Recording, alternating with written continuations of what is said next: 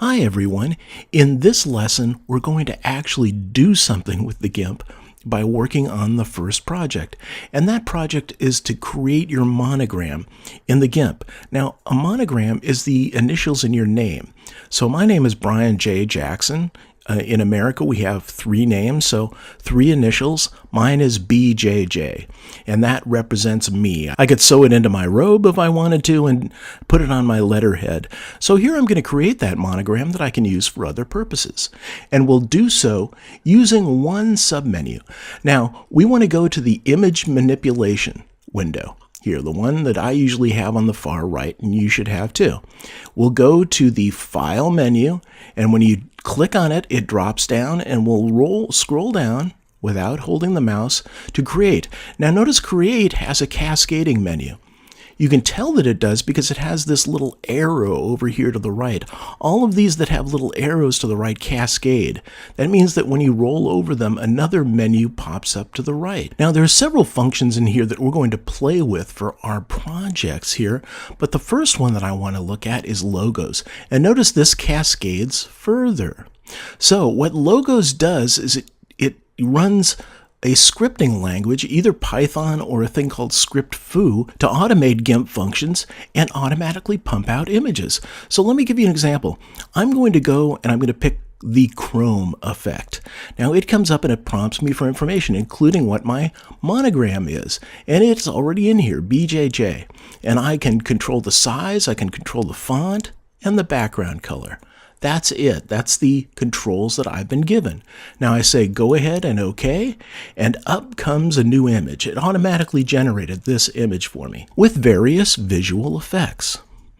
Now the next thing that I'm going to do is I'm going to introduce you slowly to the Layers window. Let's go to the Layers window and make sure that the layers are displayed by clicking on this far left tab here. Open the Layers dialog. And you'll see actually the layers that compose this image. Images in the GIMP are composed of transparent layers that overlay each other and apply multiple effects to produce a finished image. Now I've got a little eye to the left of my 3 layers here, and I can use that to wink them out. For instance, here's my gray background. I just click the eye in the Layers window, and the background disappears. Now this checkerboard pattern of dark and light gray squares indicates transparency. Because I've gotten rid of the background, I now have no background, so this is a transparent image. I can get rid of the top effect and just look at the drop shadow for this. I can remove the drop shadow and I can bring in the top effect. So this is the way that you can modify the logos that you produce. Now, I don't particularly like this logo, so if you're not happy with it either, all you do is you click on this in the upper right-hand corner to kill the window, and it asks you if you want to discard your changes. Sure, and you start over again. Let's try it again. Let's create a logo using Chalk. Now here we're given these options for configuring this logo. Here I have my monogram in here already. It's going to be black and white, and it's going to use the sans font. That sounds fine. Let's run it and see what we get. Oh, that's interesting. And notice it's on a transparent background, so I can overlay this on anything, and the background will show through. Still don't like it though.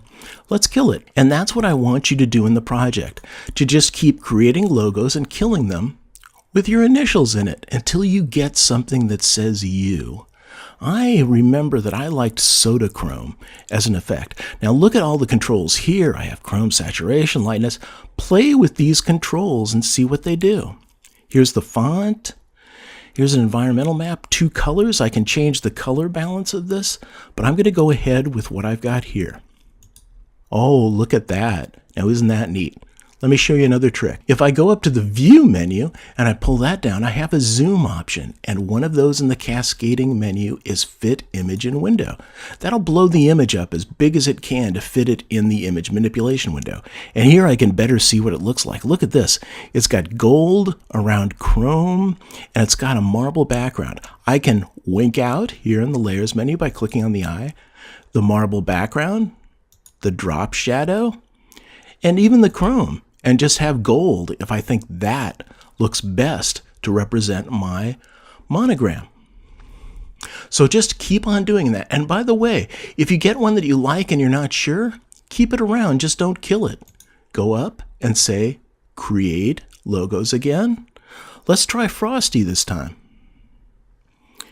I type my initials to replace the GIMP, and I'm going to go OK with it. Let's see what it does.